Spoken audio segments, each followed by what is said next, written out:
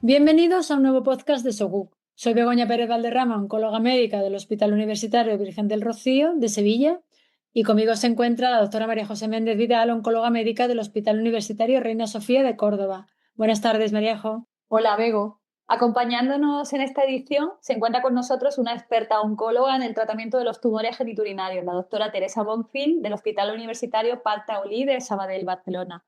Bienvenida, Teresa, a este podcast. Hola, buenas tardes. Es un placer estar aquí.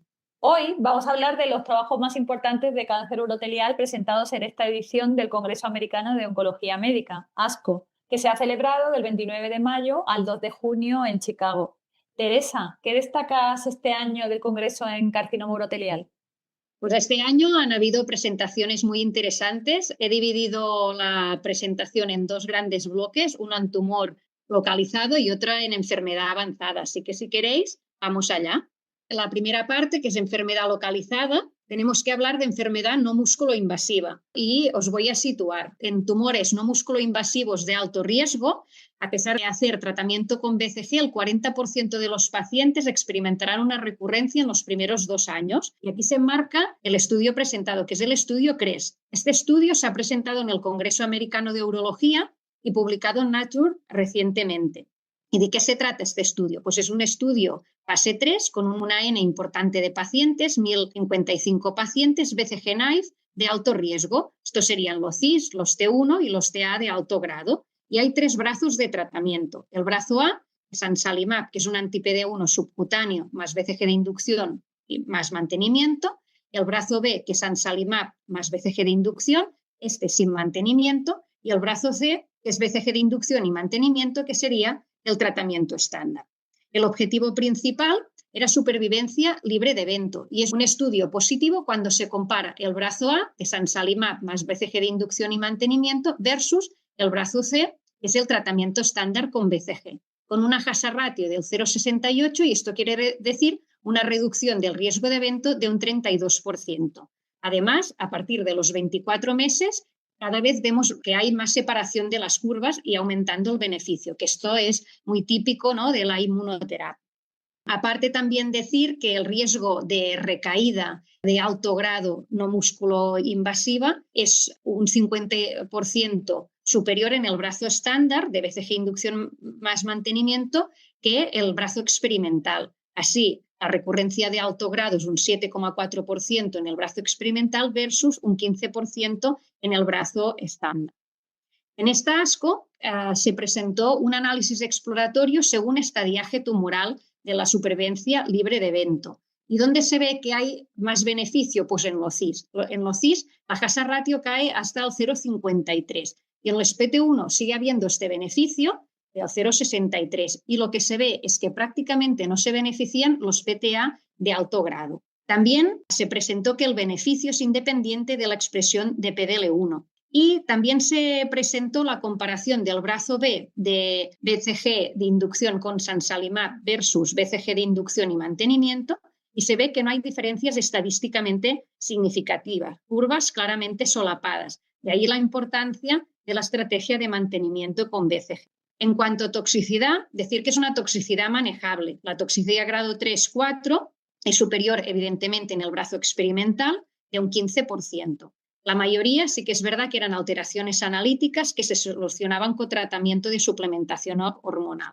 Pero sí que es verdad que hay toxicidades graves, como todas y todos sabéis. Ansalimab es subcutáneo, esto facilita la logística, sobre todo de hospitales de día. Y ahora ya vamos a pasar a enfermedad músculo-invasiva. Aquí he seleccionado 2 presentaciones. Una es en las estrategias adaptado al riesgo. Esto es el estudio SUR-02. De entrada era un estudio en el contexto perioperatorio que quería testar la combinación de Sacituzumab govitecan con Pembro y quería ver en la cistectomía radical la tasa de respuesta patológica completa. Pero como hubo pacientes que se negaron a la cistectomía radical, se rediseñó el estudio y se diseñó un estudio de estrategia adaptada al riesgo y así el objetivo principal pasó a ser de respuesta patológica completa a respuesta clínica completa. ¿Qué se testó? Se testó la eficacia de Sacituzumab govitecan a dosis de 7,5 miligramos kilo. Recordar que lo estándar es la dosis de 10 miligramos, con pembrolizumab 4 ciclos, más factores estimulantes de colonias que aquí eran obligatorios desde el primer ciclo, seguido de pembrolizumab post-cistectomía por 13 ciclos.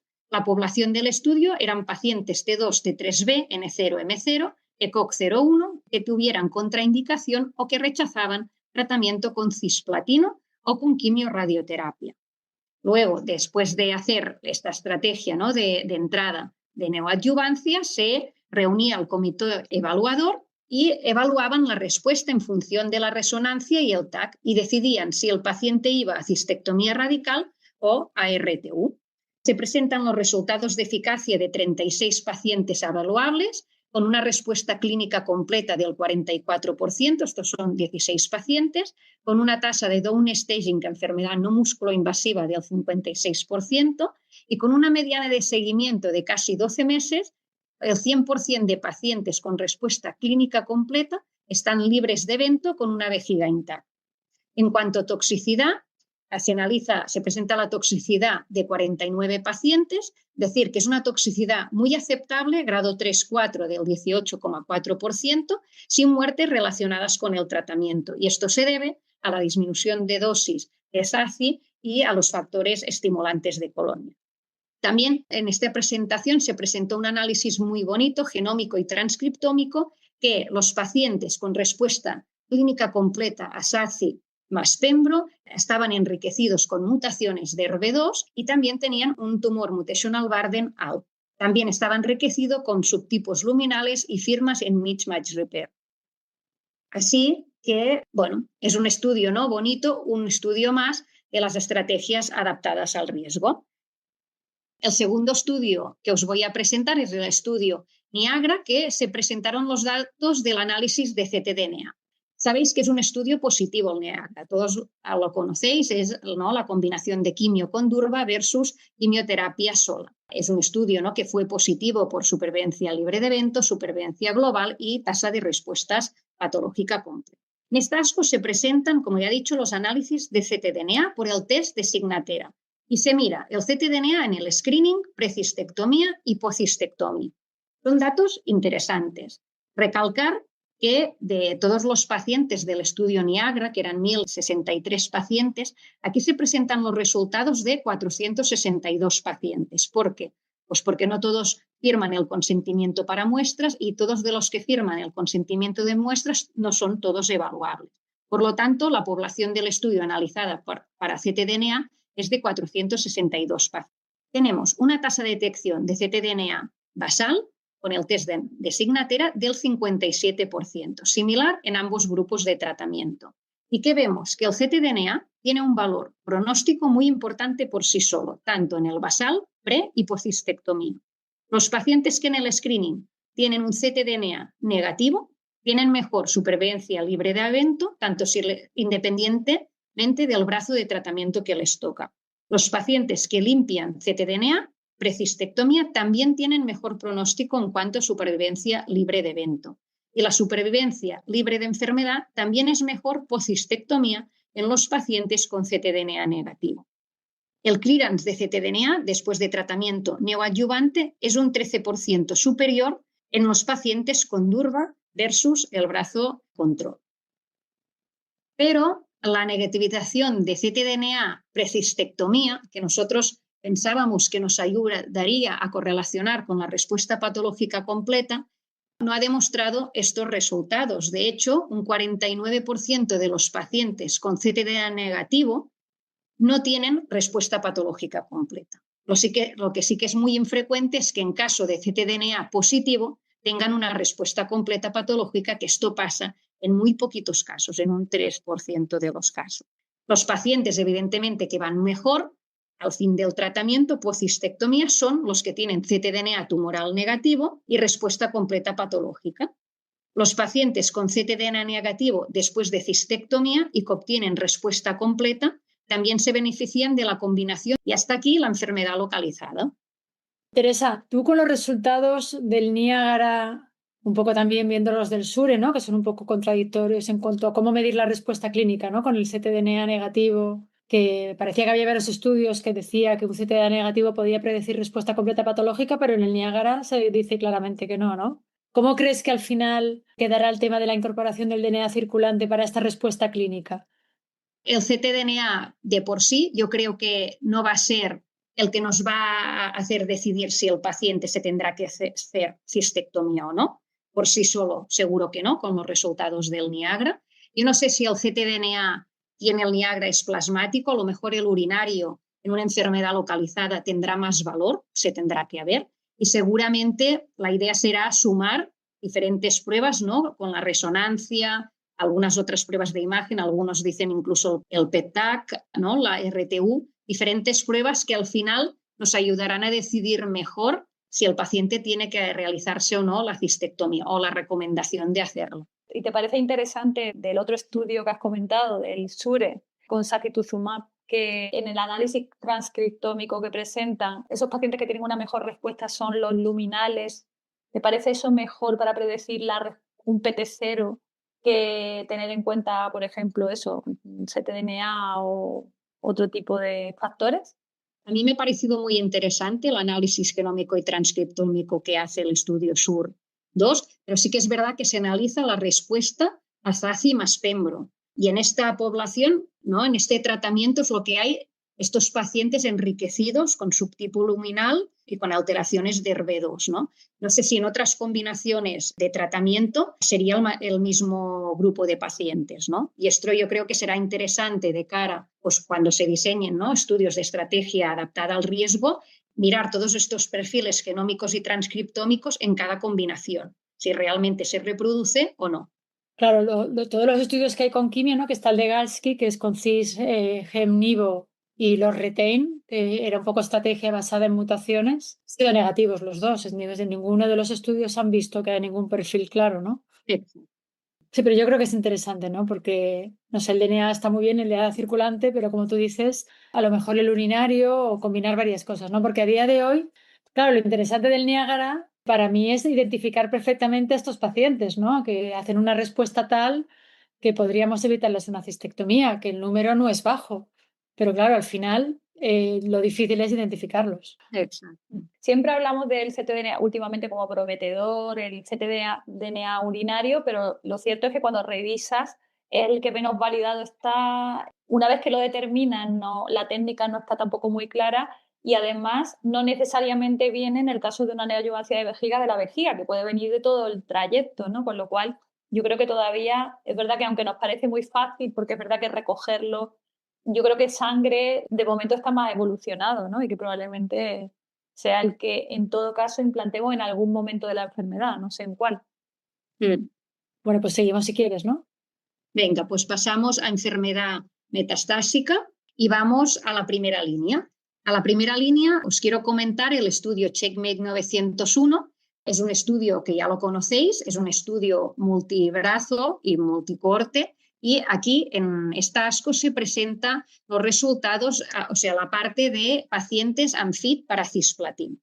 ¿Y qué combina? Combina nivolumab 1 miligramo kilo más ipilimumab 3 miligramos kilo por 4 ciclos y un mantenimiento con nivolumab versus carboplatino con gemcitabina hasta 6 ciclos. Es un estudio fase 3 con una N de 445 pacientes con un seguimiento muy robusto de 5 años. La supervivencia global, pues hay una mediana de 19,4 meses para el brazo experimental versus 13,9 en el brazo de quimio, pero sin ser estadísticamente significativo. Recalcar la separación de curvas a partir de los 12 meses. A los 60 meses, un 23% de los pacientes están vivos en el brazo de ipinivo versus 14,4 en el brazo de carbogen. Y aquí un poco recalcar este beneficio de la inmuno a largo plazo, que muchas veces estas curvas, ¿no? Este análisis estadístico por Kaplan-Meier no recoge bien este beneficio ¿no? más retardado en el tiempo. En cuanto a tasas de respuesta son similares, pero es cierto que hay más tasas de respuesta completa en el brazo de ipinivo, 14 versus 9, y una mediana de duración de la respuesta también muy superior en el brazo de ipinivo, 25 versus 7,4. El beneficio, una vez más, es independiente de PDL1 y la toxicidad es la esperada. Ipinivo tiene más toxicidad digestiva y endocrina y Carbogem tiene más toxicidad hematológica.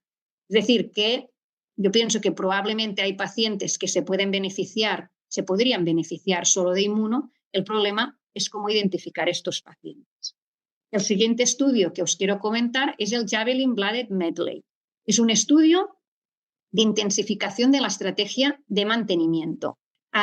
Es un estudio fase 2 con multicohorte y lo que quiere ver es esta estrategia de intensificación de tratamiento. Y aquí se presenta en esta ASCO la estrategia de intensificación con Abelu, Tuzumab, Govitecan, a dosis de 10 miligramos kilo. Es un estudio claramente positivo por su objetivo primario, que era supervivencia libre de progresión, con una mediana de supervivencia libre de progresión de 11,17 meses a favor del brazo experimental versus 3,7, con una hazard ratio de 0,43. La tasa de respuestas también es muy superior en el brazo experimental, 24,3 versus 2,7, una tasa de control de enfermedad de 68,9 versus 43,2 y progresiones como mejor respuesta. También hay muy poquitas en el brazo experimental, 15% versus 35,1%. Datos de supervivencia global aún inmaduros y beneficio en todos los subgrupos analizados. Aquí decir que la toxicidad grado 3 o superiores del 69%, sí que hubo una muerte tóxica relacionada con el tratamiento, con SACI, y aquí se tiene que destacar que no llegaron a la mitad de los pacientes que recibieron factores estimulantes de colonias, ¿no? Y puede reflejar un poco otra vez esta toxicidad tan alta de SACI. Y ya pasando al último estudio, es un análisis exploratorio del estudio EV302, que todas conocéis en primera línea, ¿no? Que será el nuevo estándar de tratamiento, la combinación de Enfortu-Pembro en enfermedad metastásica. Como sabéis, tiene una mediana de supervivencia libre de progresión de 12,5 meses, una mediana de supervivencia global de 33,8 meses y una tasa de respuestas del 67%. Pues bien, en este ASCO se presenta este análisis exploratorio de los pacientes respondedores, este 67,7%. Se ve que la duración de la respuesta es larga y este beneficio es independiente de si el paciente es o no es elegible a cisplatino, con una mediana de duración de la respuesta de 24 meses en el paciente elegible para cisplatino y 22 meses para el paciente inelegible a cisplatino. Los pacientes que realizarán una respuesta completa la mantienen durante 2 años el 74,3% de los pacientes y el 95% estarán vivos en estos 2 años. Y en los respondedores, como es lógico, realizan más ciclos de tratamiento y se ve que las reducciones e interrupciones son frecuentes entre los respondedores, sin comprometer datos de eficacia. Por lo tanto, no es un estudio más de validar la combinación de Enfortu-Pembro. Y hasta aquí la enfermedad metastásica. Bueno, del estudio del Checkmate 901, sí que me parece muy interesante, que también yo creo que se habló un poco en la discusión, es que en algunos pacientes que no son candidatos a cisplatino, sí que es verdad que en algunos casos lo malo es cómo seleccionar a esos pacientes se podrían beneficiar de una combinación sin quimioterapia, ¿no? No sé qué opinión tienes, cómo podríamos seleccionar a esos pacientes que van bien más allá de 12 meses. Yo creo igual que tú, María José, o sea, yo creo que hay un perfil de pacientes metastásico que solo con inmuno, ¿no?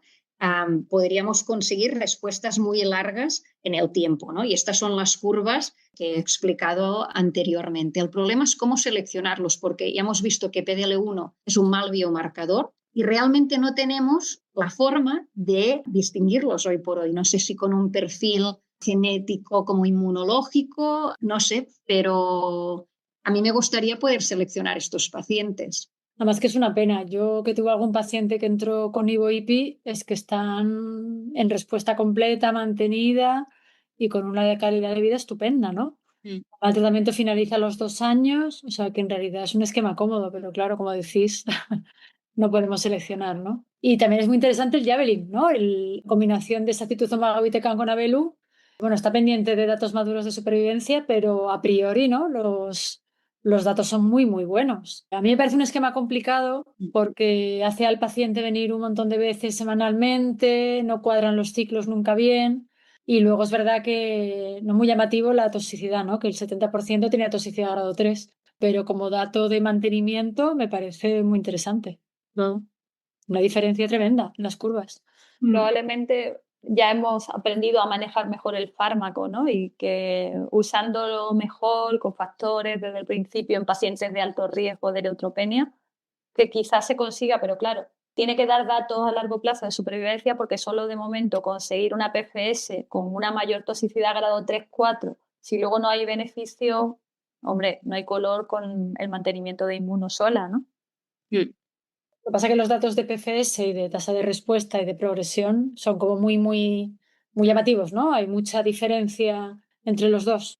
Sí, la verdad es que sí. Para mí, ¿no? Este estudio, igual que el SUR 02, ¿no? Ha sido un resurgir de SACI, ¿no? Que se había quedado un poco apartado en el panorama del carcinoma urotelial. Yo creo que con estos datos me han sorprendido en positivo. Creo que es un fármaco que tiene que estar en el tratamiento del carcinoma urotelial. Tenemos que ver dónde lo posicionamos. Y es lo que ha dicho María José, ¿no? Yo creo que tenemos que aprender a manejarlo mejor. Tienen que haber, ¿no? Los factores profilácticos de colonias desde el día 1 y en una estrategia de mantenimiento, ¿no? Que son tratamientos a largo plazo, no sé si también el hecho de bajar dosis podría favorecer más este perfil de toxicidad, ¿no?